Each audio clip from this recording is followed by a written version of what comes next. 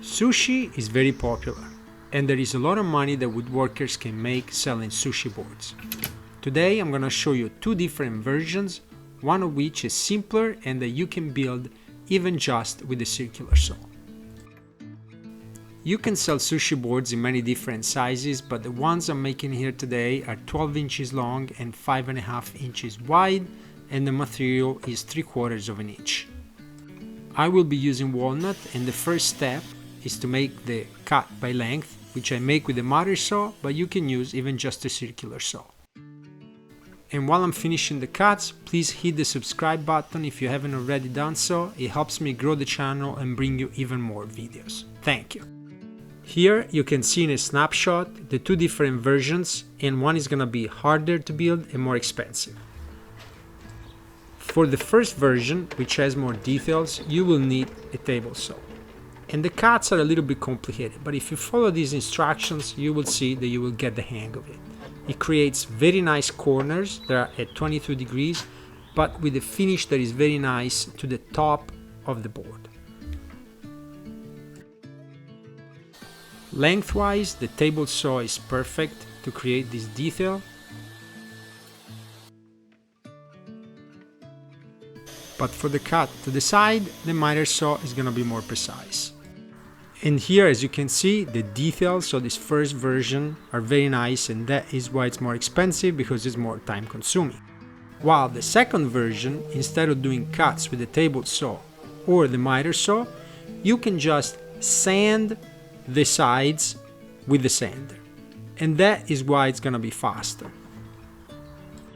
For the feet that constitute the base of the board, I'm using white oak, which creates a very beautiful contrast with the darker walnut.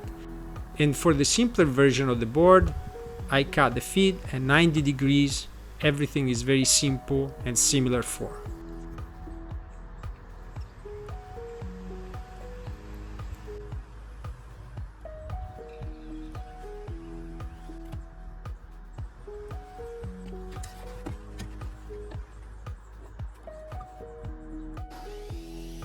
On the other hand, for the version that is more complicated to build, that has all the 22-degree angles in the board, I also created angles in the base feet that also are at 22 degrees. And so there's consistency of shape and of form in the two boards. Once the glue is dry, it's time to sand. And this is very simple because there is enough space to use the sander both at the top naturally, but also at the bottom, because the two feet are spaced enough that you can put the sander in the space. And I recommend raising the grain with water before you sand again.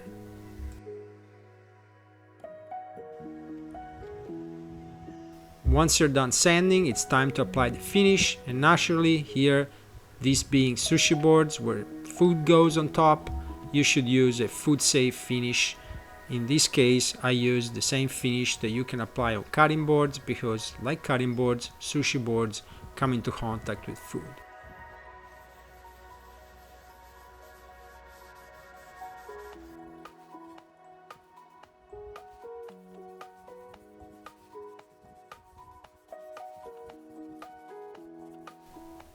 Once the finish is on, the walnut really pops. It is so beautiful. I love walnut. And as you can see, the two versions are great. This is the first version, the one that is going to be more expensive. Great to sell, whether you sell in person or online. Very popular products. And even the second version, that is simpler to build, is also very nice. As you can see, they're very stylish and the colors are fantastic. You can come up with different variations and really explore various options. I hope that you enjoyed this video. If you did, please hit the like button and subscribe if you haven't done so. And check the video here on top that the algorithm says is a video that you will like. Thank you for watching.